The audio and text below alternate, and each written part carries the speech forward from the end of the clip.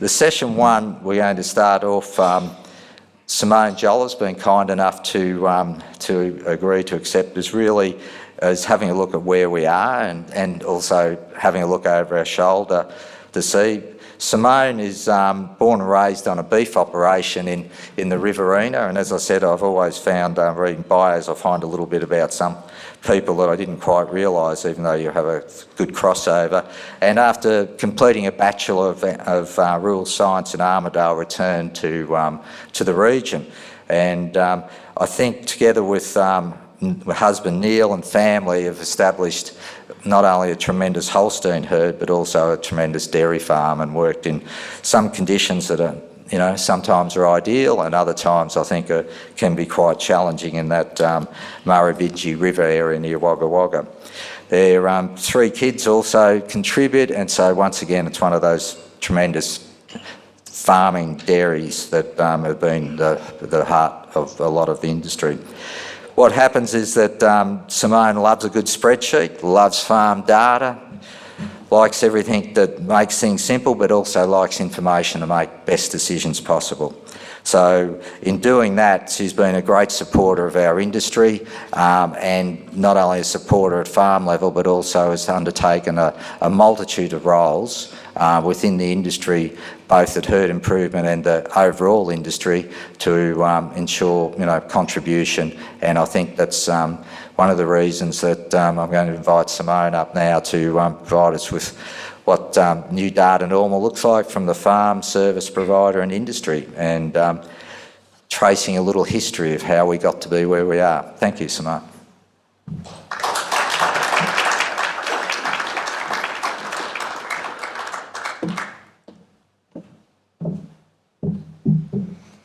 First rule, don't trip up the stairs. Did that successfully. So thank you everyone. It's a pleasure to be here and to have this first presentation. In the first instance, I thought, oh, what have they given to me? And then I thought about it and I thought, well, with this, aside of Graham, who's obviously just presented, and we all know Graham, I get to be in front of everyone else. So all those really good speakers that are to come, and I know you've all read your program, that are going to set the bar and the bar will be lifted from here, then I get to go first. So that's not so bad.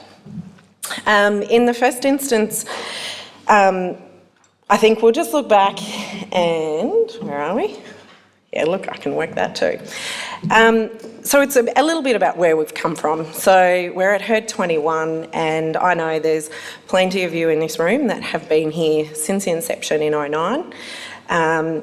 I came along a little bit later, I think maybe 13 or 15 was my first, but I also extend a warm welcome to anyone here that this is your first herd conference with herd 21. We've had a bit of a journey along the way. We obviously started around looking outside the square, but there's a general theme, and herd is all about moving forwards. So we've talked about collaboration, we've talked about what's the new horizons, delivering change, and now we're talking about what's data normal, what's that mean? And I think we've got some great speakers coming up that are going to provide lots of different perspectives, because we are a whole industry. So the primary purpose of the next few days is to consider what's data normal. And I'd suggest that this is going to mean different things to different people in this room. And I'm sure that we're going to hear different perspectives about the richness of data that we collect and collate within industry, and then the critical roles that plays for each of us. What does data look like? And again, the variety of responses that we'll see. So for me, I'd expect that it's going to partly play a role in what's your personality type. As Graham alluded to, I don't mind digging into a spreadsheet, but equally I also like a report that just gives me, this is what you need to know. So different people's personality types will reflect what data means to them. Your role in your business will reflect what data means to you. And then equally, why you need data and what you need it to do and what you want to do with it. So while the responses to that question will vary according to those kinds of things that I just talked about, the common theme is likely to be the principle that quality data and the value of the information that it provides is what we're all looking for. And then that demonstrates significantly, obviously, more alignment when we consider what is data normal, and then importantly, how that will then look for each of us. So later this morning, we've got James Mann, who'll be up here with Graham, and he's going to share how it looks for him in his business and what he sees for industry. When we reflect for a moment, and I was preparing for this, and I'd been given a free rein, have a go, so, you know, take your own perspective on this. Then what I thought about was data has surrounded me for all my life. It's surrounded all of us for all our lives, and it's generational. But what data is it's factual information. It's measurements, it's statistics, and then it's what we use as a basis of reasoning, discussion, and calculation. So over time, how we've collected data has changed, and there's some examples here from, you know, the old handwritten on paper and filing systems of various mechanisms. I'm sure many of us are still very familiar with duplicates and triplicate books, and then we obviously moved to computers, and now we have binary codes and data that's stored in ways that my brain can't compute. So nonetheless, it's surrounded us for generations, and in preparing for this, I thought, what else is around that has progressed like the dairy industry and that we're all familiar with? And so as a comparison, I actually considered the Australian census. So obviously that's generations of data. It's used by lots of different people and we're all quite familiar with it.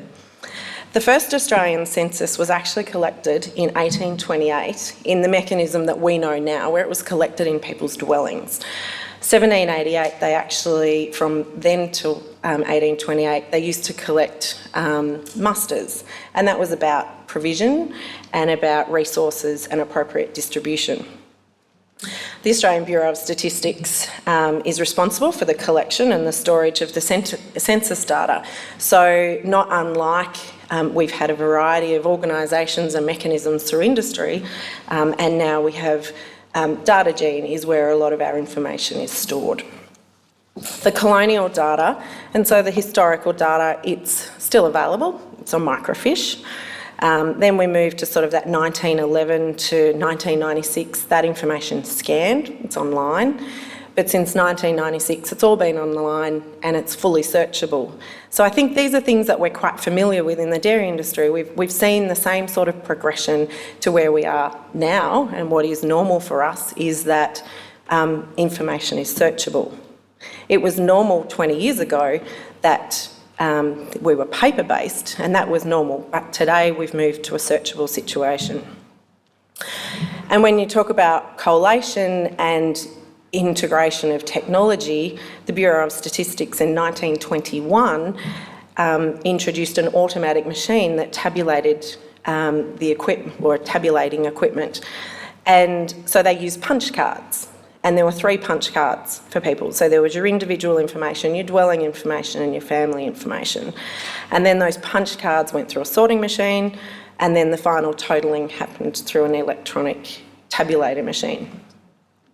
2006, of course, we saw the first e-census, where 8.4% of the population participated in that. And then in 2016, evening of census, obviously technical challenges aside, 58% still participated in the e-census. So again, we're seeing that change in technology, and I can see that there's similarities there with ourselves in the dairy industry. So those methodologies, but the other thing that's similar for me is the methodologies. So we're always, as an industry, we're striving to improve our methodologies and to improve the questions and the content. So in doing that, yes, we have change, but we still have comparability. So while in 1901 and 2009, we can compare the percentage of population, there's a lot of other things because of the transition in the question content that is not directly comparable. But we still do have that historical backward-looking opportunity. And importantly, when we talk about data normal, you can see from the pyramid to coffin on the right, we actually start to get to predict. So they're predicting our population age spread there out to 2045. And they're things that we're starting to see in the dairy industry that we're being able to use models to predict. Obviously, the other thing about data is that it's used by so many different people. So census, we have government agencies, we have not-for-profits, we have councils, we have researchers that use that information. And so we can see here the trends and the snapshots, and these are reports that are not dissimilar to what we see in the dairy industry. So if we come back to dairy, like I've said, we've travelled that continuous improvement path and approach and methodology. And so when we consider collection, collation and utilisation of data, the difference is census is a point in time. It's every 5 years, it's on a particular night, and it's a snapshot. The added data and information, and I guess it adds an element of technicality, but it adds a much better picture and a much fuller picture for us, is that we're collecting data all the time. It's a continuous stream within our industry, and it's what really drives us to move forward. Because arguably, like census, data is about economic progress. We're here to strive to build our businesses, and we're here to improve and do better. And the census is for the same purpose. It drives economic progress. So when we look back at the Australian dairy industry, we've actually got, like census, a very long history and record of collecting information and collecting data. So if we start with the breed societies, we're over 100 years of information there.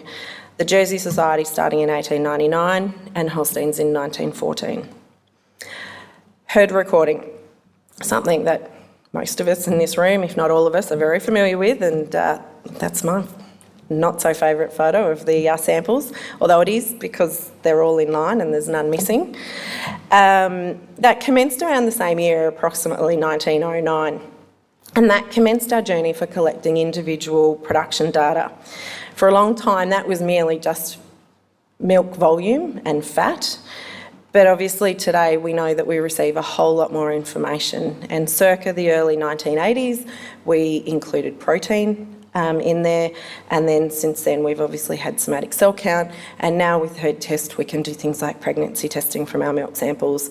We can use the information to predict metabolic disorders and a whole host of other things that researchers have been working on and new technology will deliver.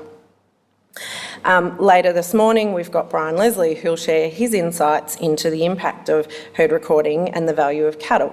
So we've got that history, but now it's what it's done for us and what it can do for us. Initially, state-based ag agencies produced relative breeding values utilising the herd recording information in the 1950s and 60s. Phenotypic classification observations and records began around the 1970s, and in the same era, artificial insemination became more popular, with the entry of the Victorian Artificial Breeders in 1958, becoming Genetics Australia in 1994.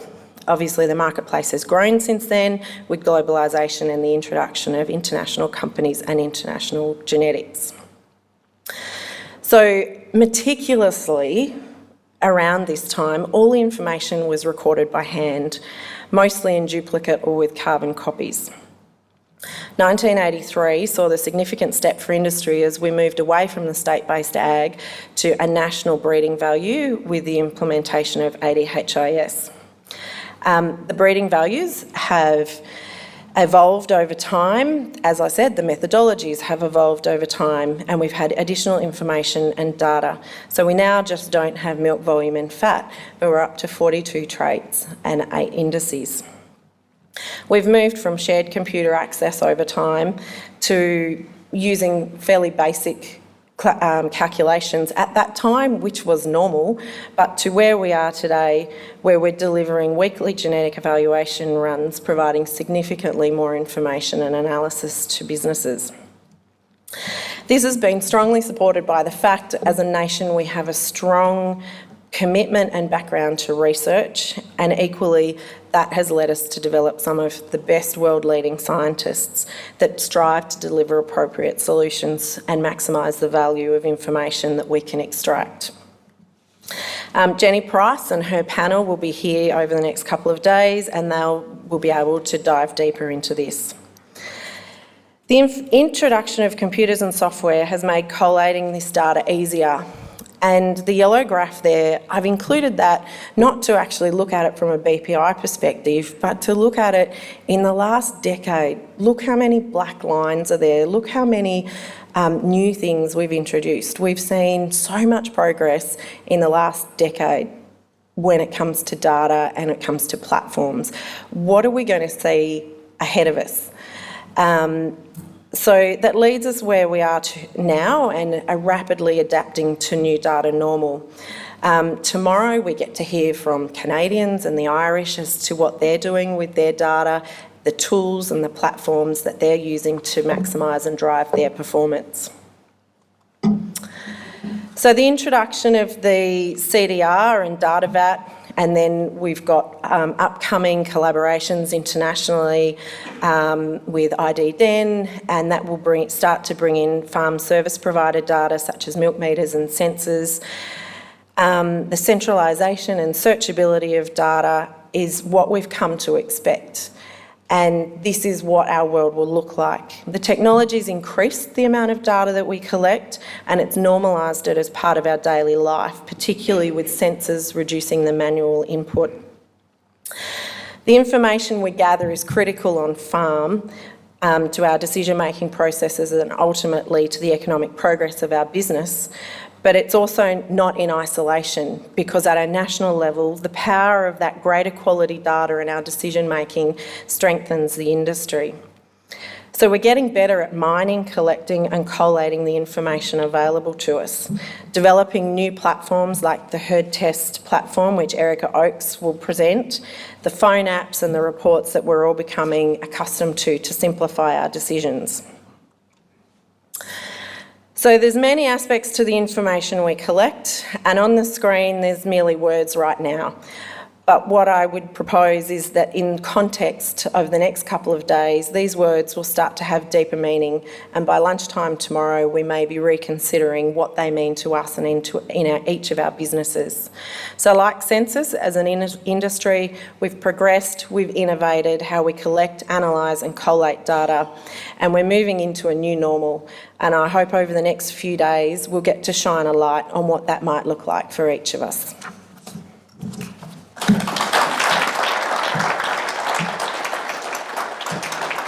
Thank you, Simone. Yes. Up the back, someone give me a thumbs up. All clear from hearing me? Okay, thank you. Thanks very much, Simone, for that sort of set the start for where we are for the next 2 days.